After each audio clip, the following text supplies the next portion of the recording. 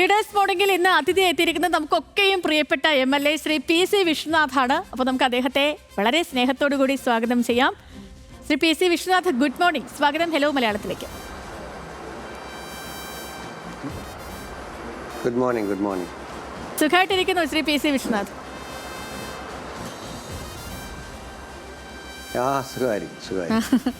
ഇന്ന് ഞായറാഴ്ചയാണ്, അപ്പം ഈ പൊതുപരിപാടികളൊന്നും വലുതായിട്ടൊന്നും ഉണ്ടാവില്ലല്ലോ അല്ലേ? ഒന്ന് നമുക്ക് സെറ്റ് ആവാൻ പറ്റുന്ന ഒരു ദിവസം കൂടിയാണല്ലേ, ഒന്ന് റിലാക്സ് ചെയ്യാൻ. ഇല്ല, സാധാരണഗതിയിൽ നിയോജക മണ്ഡലത്തിൽ കൂടുതൽ പരിപാടികൾ ഉണ്ടാവല് ഞായറാഴ്ചയാണ്. പക്ഷെ അത് ഔദ്യോഗിക പരിപാടികളായിരിക്കില്ല എന്ന് മാത്രമേ ഉള്ളൂ. പക്ഷേ നിയോജക മണ്ഡലത്തിലെ ജനങ്ങളുമൊക്കെ ആയി ബന്ധപ്പെട്ട പരിപാടികൾ ഏറ്റവും കൂടുതൽ ഉണ്ടാവുക ഞായറാഴ്ചയാണ്. അതാണ് ഈ രാഷ്ട്രീയ പ്രവർത്തകരായുള്ള പ്രശ്നം. ഒരു ദിവസം പോലും റെസ്റ്റ് എടുക്കാൻ പറ്റില്ലല്ലോ. ഒന്ന് പൊതുപരിപാടിയിൽ നിന്ന് വിട്ടു നിൽക്കുമ്പോഴത്തേക്കും മണ്ഡലത്തിലെ പരിപാടികൾ കാണും. അപ്പം അങ്ങനെ ശ്രീ PC വിശ്വനാഥ്, നമ്മുടെ സംസ്ഥാനത്തിലെ വിഷയങ്ങളിലേക്കൊക്കെ വന്നാൽ ഇപ്പം കേരളം അതിദാരിദ്ര്യ മുക്തമായി പ്രഖ്യാപിച്ചു കഴിഞ്ഞു. ഇന്നലെ ആ ഒരു പ്രഖ്യാപനം നടത്തി. പ്രതിപക്ഷം നിയമസഭ ബഹിഷ്കരിച്ചു, പൊതുപരിപാടിയിലും പങ്കെടുത്തില്ല. ഇപ്പോൾ പ്രതിപക്ഷം ഇപ്പോൾ പ്രശ്നം ഉന്നയിക്കുന്നത് ഈ കണക്കുകളിലാണോ? സർക്കാർ ഇപ്പോൾ കൊണ്ടുവന്നിരിക്കുന്ന ഈ കണക്കുകളിലാണോ? അതോ ഈ പറയുന്നതൊക്കെയും തട്ടിപ്പാണ്, ഇതൊക്കെ തിരഞ്ഞെടുപ്പ് ലക്ഷ്യം വെച്ചുകൊണ്ടുള്ള ഓരോ നീക്കങ്ങളാണ് സർക്കാരിൻ്റേത്? അങ്ങനെയാണോ പ്രതിപക്ഷത്തിന്റെ വിലയിരുത്തൽ?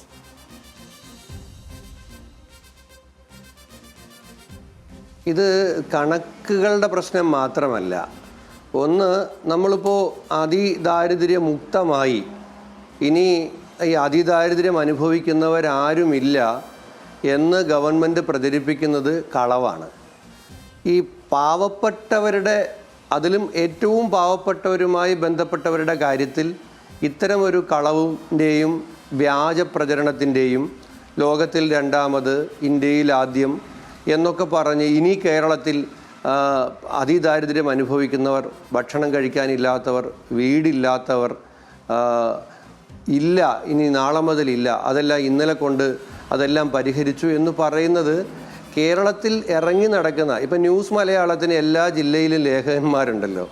നിങ്ങൾ നിങ്ങളുടെ ലേഖകന്മാർക്ക് ഇന്നത്തെ ഒരു അസൈൻമെൻ്റായിട്ട് കൊല്ലം ജില്ലയിലെ ഏതെങ്കിലുമൊക്കെ തിരഞ്ഞെടുക്കപ്പെട്ട നിയമസഭാ മണ്ഡലങ്ങളിൽ, തിരഞ്ഞെടുക്കപ്പെട്ട പഞ്ചായത്തുകളിൽ ഇത് ശരിയാണോ എന്ന് പരിശോധിക്കാൻ ഒരു അന്വേഷണ സംഘത്തെ അയച്ചാൽ ഇന്ന് ഉച്ചയോടുകൂടി നിങ്ങൾക്ക് മനസ്സിലാക്കാൻ കഴിയുന്നൊരു കാര്യമാണ്, ജനങ്ങളോട് ഇന്നലെ സർക്കാർ അല്ലെങ്കിൽ മാധ്യമങ്ങളിലൊക്കെ വലിയ 10 കോടിയൊക്കെ പരസ്യം കൊടുത്ത് നടത്തിയ ഈ പ്രചരണം തെറ്റാണ്. അതാണ് പ്രശ്നം. ഇവിടെ ഞാൻ ഉറപ്പിച്ചു പറയുന്നു, അതിദാരിദ്ര്യം ഇല്ലാതാക്കി എന്ന് പറയുന്ന തദ്ദേശ സ്വയംഭരണ സ്ഥാപനങ്ങൾ, അത് ചേരുന്ന നിയോജക മണ്ഡലം, അതെല്ലാം കൂടി ചേരുന്ന ജില്ല, ഈ സ്ഥലങ്ങളിലെല്ലാം പോയി നിങ്ങളൊരു പ്രായോഗിക പരിശോധന, ഒരു ഫിസിക്കൽ വെരിഫിക്കേഷൻ നടത്തൂ. ഇവർ പ്രഖ്യാപിച്ചതിൻ്റെ കളവ് ബോധ്യമാകും. അതിദാരിദ്ര്യത്തിൽ കഴിയുന്ന, കയറിക്കിടക്കാൻ കെട്ടുറപ്പുള്ള ഒരു വീടില്ലാത്ത പരമദരിദ്രരായിട്ടുള്ള ആളുകളെ നമുക്ക് കണ്ടെത്താൻ കഴിയും. ഇതാണ് പ്രശ്നം. ഇത് നിലനിൽക്കെ, ഇതൊരു യാഥാർത്ഥ്യമായിരിക്കെ അങ്ങനെ ഒന്നില്ല എന്ന് മമ്മൂട്ടി കൊണ്ട് പറയിപ്പിച്ചാൽ, അല്ലെങ്കിൽ വേറെ ഒരാളെ കൊണ്ട് പറയിപ്പിച്ചാൽ അത് എങ്ങനെയാണ് ശരിയാവുക? അതിന് വേണ്ടിയിട്ട് ഇപ്പോൾ 1.5 കോടി രൂപ അതിദരിദ്രരുടെ ഷെൽട്ടർ നിർമ്മാണത്തിന് വേണ്ടിയിട്ട് ബഡ്ജറ്റിൽ അലോക്കേറ്റ് ചെയ്ത തുക തന്നെ എടുത്ത് ഈ വലിയ ഭീമാകാരമായ ഈ സിനിമ അവാർഡ് നൈറ്റൊക്കെ നടക്കുന്ന പോലത്തെ വലിയ പന്തലും അവിടുത്തെ ഗാനമേളയും, അവിടെ സീറ്റിംഗ് അറേഞ്ച്മെൻറ്റ്സ് തന്നെ VVIPകൾക്ക് പ്രത്യേക സീറ്റ്, അതിൻ്റെ പുറകെ വേറെ സീറ്റ്, ഇങ്ങനെയൊക്കെയുള്ള ക്രമീകരണമൊക്കെ നടത്താൻ ഈ പാവങ്ങൾക്ക് ഷെൽട്ടർ ഹോം പണിയാൻ വെച്ചിരുന്ന 1.5 കോടി തന്നെ എടുത്ത് ചിലവാക്കുന്നത്. ഇവിടെ എത്രയോ ഇപ്പോൾ PSC ചെയർമാന് 4 ലക്ഷം രൂപ ശമ്പളം കൊടുക്കുന്നുണ്ട്. അത് ഈ 2 മാസത്തേക്ക് അല്ലെങ്കിൽ കുറച്ച് നാളത്തേക്ക് അത് പഴയ 3 ലക്ഷമാക്കി ചുരുക്കിക്കൊണ്ട് അതിൽ നിന്ന് പൈസ പിടിച്ച്, അല്ലെങ്കിൽ വേറെ ഏതെങ്കിലും ദൂരത്തിന് വേണ്ടി മാറ്റി വെച്ചിരിക്കുന്ന പൈസ എടുത്ത് പന്തൽ കെട്ടിക്കൂടെ, ഡാൻസ് നടത്തിക്കൂടെ, ഗാനമേള നടത്തിക്കൂടെ? ഈ തട്ടിപ്പ് വ്യാജ പ്രചരണത്തിൻ്റെ പണവും ഈ പാവങ്ങൾക്ക് ഷെൽട്ടർ പണിയാൻ വേണ്ടിയിട്ട് മാറ്റിവെച്ച തുകയിൽ നിന്ന് തന്നെ എടുക്കുക എന്ന് പറയുന്നത് മനുഷ്യത്വ വിരുദ്ധമാണ്. ഇതൊരു പഴയ ഇന്ത്യ ഷൈനിങ്ങിൻ്റെ ഒരു പുതിയ CPM മോഡലാണ്. ഇന്ത്യ ഷൈനിങ് എങ്ങനെയാണ് ജനം പിന്നീട് വിലയിരുത്തിയെന്ന് നമ്മൾ കണ്ടല്ലോ. അതേപോലെ തന്നെയാണ് ഇതും വരാൻ പോകുന്നത്. ശ്രീ പി സി വിശ്വനാഥ്, ഇതിപ്പോൾ തട്ടിപ്പല്ല, യാഥാർത്ഥ്യമാണ്. ഇതാണ് റിയൽ കേരള സ്റ്റോറി. അതിദാരിദ്ര്യത്തെ എല്ലാവരുടെയും സഹകരണത്തോടുകൂടി ഈ സർക്കാർ മറികടന്നു. 2021 മുതൽ തുടങ്ങിയ വലിയൊരു പ്രോസസ്സായിരുന്നു ഇതെന്നായിരുന്നു ഇന്നലെ നിയമസഭയിലും പിന്നീട് നടന്ന പൊതുപരിപാടിയിലും മുഖ്യമന്ത്രിയും മന്ത്രിമാരും ഒക്കെ പറഞ്ഞത്. അങ്ങ് കേട്ടിട്ടുമുണ്ടാകും. ഇക്കാര്യങ്ങളിൽ പ്രതിപക്ഷത്തെ ബോധ്യത്തിലെടുക്കാൻ സർക്കാരിന് കഴിഞ്ഞിട്ടേയില്ല. പക്ഷേ ജനങ്ങളെ ബോധ്യത്തിലെടുത്താൻ സർക്കാരിന് കഴിയും എന്നങ്ങ് കരുതുന്നുണ്ടോ? ഇല്ല, ഇത് ഈ കാര്യത്തിലാണ് ഇവർ ഇത്രയും കാലത്ത് നടത്തിയ PR എക്സസൈസിൽ പൊളിയാൻ പോകുന്ന രണ്ടാമത്തെ ഐറ്റം ഈ പറഞ്ഞ ഈ അതിദാരിദ്ര്യ PR എക്സസൈസാണ്. ആദ്യം പൊളിഞ്ഞത് കോവിഡാണ്. നിങ്ങൾ പുറകോട്ടും തിരിഞ്ഞു നോക്കൂ. കോവിഡിൻ്റെ തുടക്കകാലത്ത് എന്തായിരുന്നു? കോവിഡ് ലോക മാതൃകയാണ്, അമേരിക്ക ഇങ്ങോട്ട് നോക്കുന്നു, ന്യൂയോർക്ക് മേയർ ഇവിടേക്ക് വിളിക്കുന്നു, പിന്നെ ലോകത്ത് ഇതുപോലെ കോവിഡിനെ നേരിട്ട മറ്റൊരു സംസ്ഥാനമില്ല എന്നൊക്കെ പറഞ്ഞിട്ടുള്ള പ്രചരണമായിരുന്നു. കുറച്ച് കഴിഞ്ഞപ്പോൾ എന്താണ്, ഇന്ത്യയിൽ ടെസ്റ്റ് പോസിറ്റിവിറ്റി റേറ്റിൽ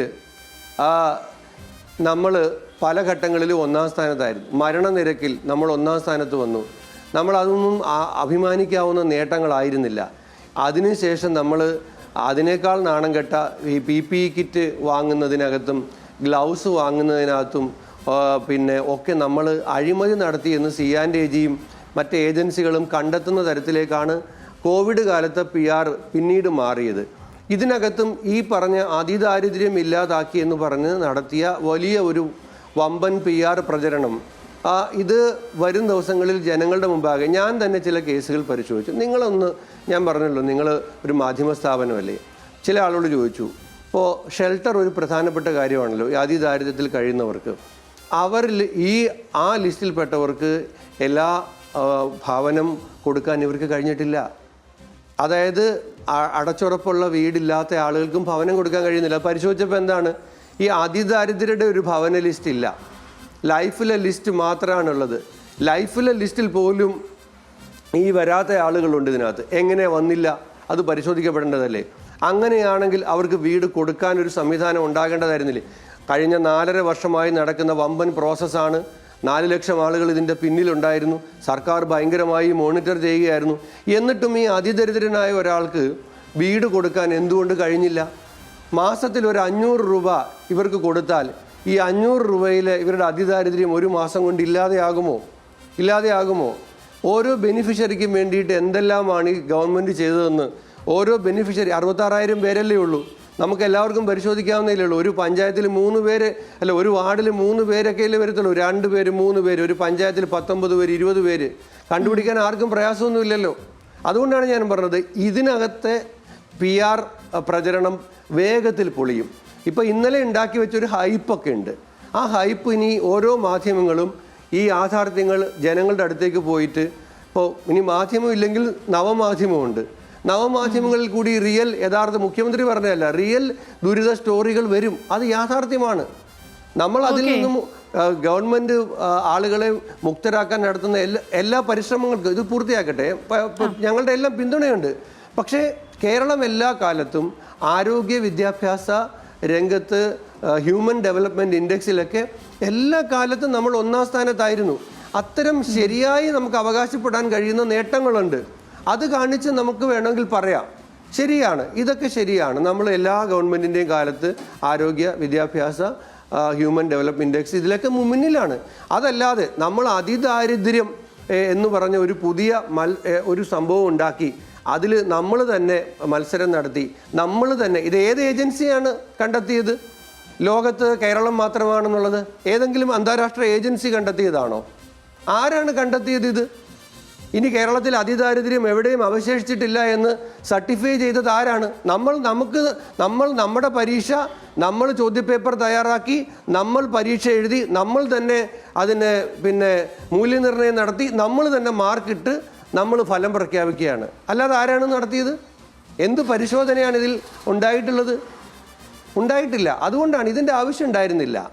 ഈ രൂപത്തിൽ ഈ വ്യാജ പ്രചരണം നടത്തുകയും ഈ കൊട്ടിഘോഷം നടത്തുകയും ഒന്നും ചെയ്യേണ്ട കാര്യം ഉണ്ടായിരുന്നില്ല. കാരണം ഇത് അതിദരിദ്രർ അവശേഷിക്കുകയാണ്. അതാണ് യാഥാർത്ഥ്യം. നിലപാട് വ്യക്തമാണ്. ദരിദ്രർ ഇപ്പോഴും അവശേഷിക്കുന്നുണ്ട് നമ്മുടെ സംസ്ഥാനത്ത്. ഇതെല്ലാം വ്യാജ പ്രചരണമാണ് എന്നുള്ളതാണ് പ്രതിപക്ഷത്തിന്റെ സ്റ്റാൻഡ്. വ്യക്തമാണ് ശ്രീ പി സി വിശ്വനാഥ്. ഞാൻ ഈ സമയപരിമിതി ഉള്ളതുകൊണ്ട് ഇപ്പം അങ്ങേ എല്ലാ ദിവസവും കിട്ടില്ല, അപ്പം അതുകൊണ്ട് മറ്റ് ചോദ്യങ്ങളിലേക്ക് കൂടി പോവാണ്. ഇപ്പം തിരഞ്ഞെടുപ്പ് അടുത്തിട്ടുണ്ട്. ക്ഷേമ പെൻഷൻ അടക്കം സർക്കാർ വർദ്ധിപ്പിച്ചു. അതിദാരിദ്ര്യ മുക്ത പ്രഖ്യാപനമൊക്കെ നടത്തി. ഇപ്പോൾ കോൺഗ്രസിന്റെ തിരഞ്ഞെടുപ്പ് ഒരുക്കങ്ങളൊക്കെ ഏതുവരെയായി ശ്രീ പി സി വിശ്വനാഥ്? ഇപ്പം അങ്ങ് ഉൾപ്പെടെയുള്ള 17 അംഗ കോർ കമ്മിറ്റിയുടെ പ്രവർത്തനമൊക്കെ ആരംഭിച്ചിട്ടുണ്ടോ? നന്നായി നടക്കുന്നുണ്ട്. തെരഞ്ഞെടുപ്പിലെ ജനകീയ വിഷയങ്ങൾ ഞങ്ങൾ ജനങ്ങളുടെ മുമ്പാകെ കൊണ്ടുവരും. ഈ പ്രചരണങ്ങൾ ഒരു വശത്ത് നിൽക്കുമ്പോഴാണ് ഇപ്പം മുഖ്യമന്ത്രി ഇത്രയും വലിയ പ്രഖ്യാപനമൊക്കെ നടത്തി. കേരളത്തിൻ്റെ തീരദേശ മേഖലയ്ക്ക് വേണ്ടിയിട്ട് എന്തെങ്കിലും പ്രഖ്യാപനം നടത്തിയിട്ടുണ്ടോ? അവർ ദുരിതത്തിലല്ലേ? ഇപ്പം ഞാൻ ഇരിക്കുന്ന ഈ കുണ്ടറ നിയമസഭാ മണ്ഡലം 83 കശുവണ്ടി ഫാക്ടറികൾ ഉണ്ടായിരുന്നൊരു മണ്ഡലമാണ്. കശുവണ്ടി പരമ്പരാഗത തൊഴിൽ മേഖലയാണ്. കശുവണ്ടി വ്യവസായം തകർന്നു തരിപ്പണമായി. അവിടെ ജോലി ചെയ്തിരുന്ന ആളുകൾ തൊഴിൽ രഹിതരാണ്. ഗവൺമെൻറ് എന്തെങ്കിലും ചെയ്യുന്നുണ്ടോ? കയർ മേഖല പ്രതിസന്ധിയിലാണ്. കയർ മേഖലയ്ക്ക് ആശ്വാസം നൽകുന്ന എന്തെങ്കിലും കാര്യങ്ങൾ ഗവൺമെൻറ് ചെയ്യുന്നുണ്ടോ? കർഷകർ നെല്ല് സംഭരണം അടക്കം പ്രതിസന്ധിയിലാണ്. അവർക്ക് ആശ്വാസം വരുന്ന എന്തെങ്കിലും കാര്യം ചെയ്യുന്നുണ്ടോ? ഇപ്പോൾ ക്ഷേമ പെൻഷൻ്റെ കാര്യം തന്നെ എടുത്താൽ പറഞ്ഞങ്ങ് പോയേക്കാം വേഗത്തിൽ. ഇത് 1600 രൂപയായി ക്ഷേമ പെൻഷൻ നിന്നത് 2021 അവിടെ നിൽക്കുകയാണ്. 2022 വർദ്ധിപ്പിച്ചോ? 2023 വർദ്ധിപ്പിച്ചോ? 2024 വർദ്ധിപ്പിച്ചോ? 2025 വർദ്ധിപ്പിച്ചോ? 2025 ബഡ്ജറ്റിൽ വർദ്ധിപ്പിച്ചോ? 3 ദിവസമേ ഉള്ളൂ ഇനി പഞ്ചായത്ത് ഇലക്ഷൻ പ്രഖ്യാപിക്കാൻ. ഈ വർദ്ധിപ്പിച്ച 400 രൂപ ഇനി ആകെ സർക്കാരിന് കൊടുക്കേണ്ടി വരുന്നത് ഒരു 4 മാസമാണ്. ഞാൻ സേതുലക്ഷ്മിയുടെ ഒരു കാര്യം കൂടെ നേരത്തെ പറയാം അഡ്വാൻസ് ആയിട്ട്. ഇവർ 2500 രൂപയും പ്രഖ്യാപിക്കുക. എപ്പോഴാണെന്നറിയാമോ? ഈ ഫെബ്രുവരിയിൽ ഒരു ബഡ്ജറ്റ് ഉണ്ടാവും, അവസാനത്തെ മാർച്ചിലോ ഫെബ്രുവരിയിലോ. അപ്പോൾ 2500 പ്രഖ്യാപിക്കും. ഗുണമുണ്ട്. എന്താ? ആർക്കും കൊടുക്കണ്ടല്ലോ, കാരണം പിന്നെ ഇലക്ഷൻ ആയല്ലോ. ഞാൻ ചോദിക്കുന്നത് ഗവൺമെൻറ് 1600 നിന്നും 2500 ആക്കാമെന്ന് 2021 വോട്ട് ചോദിച്ച് ജനങ്ങൾക്ക് കൊടുത്തൊരു വാക്കുണ്ട്. ആ വാക്ക് 2021 പാലിച്ചിരുന്നെങ്കിൽ ഈ ആളുകൾക്ക് ഈ ആനുകൂല്യം ഏതാണ്ട് 32,000 കോടി രൂപയുടെ ആനുകൂല്യം ഈ 4.5 കൊല്ലം കൊണ്ട് കിട്ടുമായിരുന്നു. അത് 4.5 കൊല്ലം വൈകിപ്പിച്ച് 4 മാസം മാത്രം കൊടുക്കുമ്പോൾ അത് ഏതോ 150 കോടി രൂപയാണ് അവർക്ക് ആകെ കേരളം മൊത്തം കിട്ടാൻ പോകുന്നത്. അപ്പോൾ ഈ 32,000 കോടി കിട്ടേണ്ട സ്ഥാനത്ത് വെറും 150 കോടി കൊടുത്ത ആളുകളെ കബളിപ്പിക്കുക. യഥാർത്ഥത്തിൽ ഇവർക്ക് പുരസ്കാരം കൊടുക്കേണ്ടത് ഈ അതിദാരിദ്ര്യമുക്തം പ്രഖ്യാപിച്ചതിൻ്റെ പേരിലല്ല. ഇതുപോലെ ശാസ്ത്രീയമായ ആളുകളെ കബളിപ്പിക്കുന്നതിന് ഏതെങ്കിലും ഐക്യരാഷ്ട്രസഭയുടെയോ അന്താരാഷ്ട്ര ഏജൻസികളുടെയോ പുരസ്കാരം ഉണ്ടെങ്കിൽ ഇവർക്ക് കൊടുക്കാൻ പറ്റും. ഇതാണ് 4 മാസമാണ് ഇത് ആകെ ജനങ്ങൾക്ക് കിട്ടാൻ പോകുന്നത്. ഈ 400 രൂപയുടെ വർധനവ്, ഈ 400 രൂപ പോട്ടെ, 2500 അല്ല, ഈ 400ൻ്റെ വർധനവെങ്കിലും 2021 കൊടുത്തിരുന്നെങ്കിൽ 4.5 കൊല്ലവും കിട്ടുമായിരുന്നല്ലോ, അല്ലെ 5 കൊല്ലവും കിട്ടുമായിരുന്നല്ലോ. കിട്ടിയില്ലല്ലോ, കൊടുത്തില്ലല്ലോ. ഇതൊക്കെ ഞങ്ങൾ ജനങ്ങളോട് പറയും. ഇതാ ഞങ്ങളുടെ തെരഞ്ഞെടുപ്പുമായി മുന്നൊരുക്കം എന്ന് പറഞ്ഞാൽ ഒന്നുമില്ല. ജനകീയ പ്രശ്നങ്ങൾ ഞങ്ങൾ ജനങ്ങളുടെ മുമ്പിലേക്ക് കൊണ്ടുവരും. പിന്നെ ശബരിമല കൊള്ളയടക്കമുള്ള അഴിമതിയും ഇത്തരം കാര്യങ്ങളിൽ നിന്നൊക്കെ എൻ്റെ അറ്റൻഷൻ മാറ്റാവുന്ന സർക്കാർ ശ്രമിച്ചാൽ അറ്റൻഷൻ മാറില്ല, അതും ജനങ്ങളുടെ മുമ്പിലേക്ക് വീണ്ടും വരും. ഓക്കെ, ഇപ്പം അങ്ങേക്കും പരിപാടികളിലൊക്കെ പോകണമെന്നുള്ളത് കൊണ്ട് ഞാൻ നേരത്തെ വൈൻഡപ്പ് ചെയ്യാം. ഒരു കാര്യം കൂടി ചോദിച്ചിട്ട് അവസാനം. ഇപ്പം രാഷ്ട്രീയക്കാരൻ്റെ ഒപ്പം തന്നെ അങ്ങ് നല്ലൊരു സ്പോർട്സ്മാൻ കൂടിയാണ്. അപ്പോൾ ഇന്ന് വനിതാ ലോകകപ്പിൻ്റെ ഫൈനലാണ്, കന്നിക്കപ്പിന് ഇന്ത്യ ഇറങ്ങുകയാണ്. അപ്പോൾ എന്താണ് പ്രതീക്ഷ?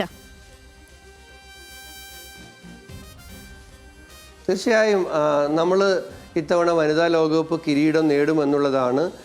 ഫൈനൽ വരെ എത്തിയ ഇന്ത്യയുടെ പ്രകടനം നോക്കുമ്പോൾ വനിതാ ലോകകപ്പ്, നമുക്ക് ലോകകപ്പ് എൻ്റെ അറിവ് ശരിയാണെങ്കിൽ 3 തവണ ഇന്ത്യയിലേക്ക് ലോകകപ്പ് ഇട്ടിട്ടുണ്ട്. ധോണിയും കപിൽ ദേവും എല്ലാം നമുക്ക് ഇന്ത്യയിലേക്ക് ലോകകപ്പ് കൊണ്ടുവന്നിട്ടുണ്ട്.